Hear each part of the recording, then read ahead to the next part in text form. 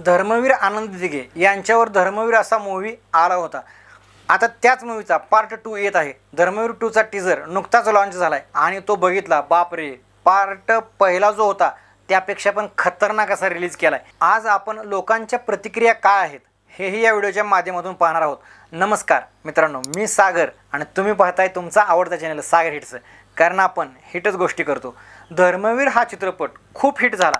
त्या चित्रपटाच्या यशानंतर त्याचा पार्ट 2 सुद्धा हिट ठरेल असे वाटते, कारण टीजर खतरनाक। फक्त एक छोटा प्रसंग टीजरमध्ये दाखवण्यात आलेला आहे। प्रसाद ओक यांचं काम पाहिलं तर पहिल्या पार्टमध्ये काम होतं तसंच सेम यामध्येही वाटतं। त्यावेळी आनंद दिघे रक्षाबंधनाच्या दिवशी त्यांना पूर्ण महाराष्ट्रातून सर्व महिला राखी बांधायला येत होत्या। त्यावेळचा प्रसंग या टीजरमध्ये दाखवण्यात आलेला आहे। त्यामध्ये एक मुस्लिम महिला बुरखा घालून राखी बांधायला आली होती। त्यावेळचाच हा प्रसंग टीजरमध्ये आपल्याला बघायला मिळतोय। सुरुवातीचा डायलॉग डेंजर आहे, नात्यांची पवित्रता नजरेत दिसते असं म्हणत या मुस्लिम महिलेला बुरखा काढायला लावतात। नात्याची पवित्रता नजरेत दिसते, बुरखा काढ। आणि त्यानंतर तिच्या चेहऱ्यावरील मारलेले घाव पाहून बापरे, नंतरचं बीजीएम आणि नंतरचा दिघे साहेबांचा निर्णय अंगावर काटा आणणारा होता। नुसता जाळ म्हणजे काय, जाळच। आणि शेवटचा डायलॉग, ज्याच्या घरातील लक्ष्मी दुःखी त्याची बर्बादी नक्की, असा खतरनाक डायलॉग शेवटी दिलेला आहे। दिघे साहेबांचं कार्य आपल्या चित्रपटाच्या माध्यमातून पाहायला मिळते, हे खरंच लय भारी आहे।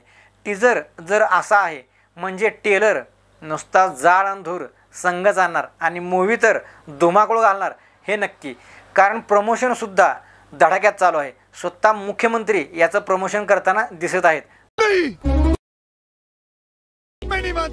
म्हणजेच आपले सीएम एकनाथ शिंदे साहेब। ही चांगलीच गोष्ट आहे। काल माझा मित्र मला म्हणत होता, दुसऱ्या मराठी चित्रपटांची प्रमोशनसुद्धा आपल्या जर सीएमने केलं तर बरं होईल नाही का, म्हणजे तेवढेच मराठी चित्रपट हिट ठरतील। इस सज्जन को क्या तकलीफ है भाई?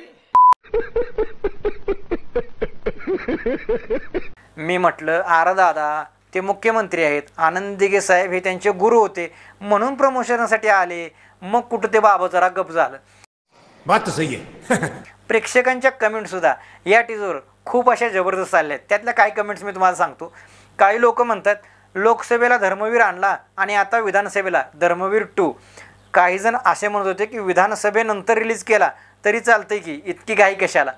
पण मी म्हणतो, तुम्हाला काय करायचं, शिंदे साहेब तुम्ही नका त्यांच्याकडे लक्ष देऊ, तुम्ही तुमचं काम करा। क्या बोला तूने? फक्त धर्मवीर नंतर जो राजकारणात तुम्ही मोठा ब्लास्ट केला होता ना, तसा धर्मवीर 2 नंतर काय असेल असा माझा जरा बाबडा प्रश्न आहे। तू समझा? हाँ। नहीं, तू समझा नहीं।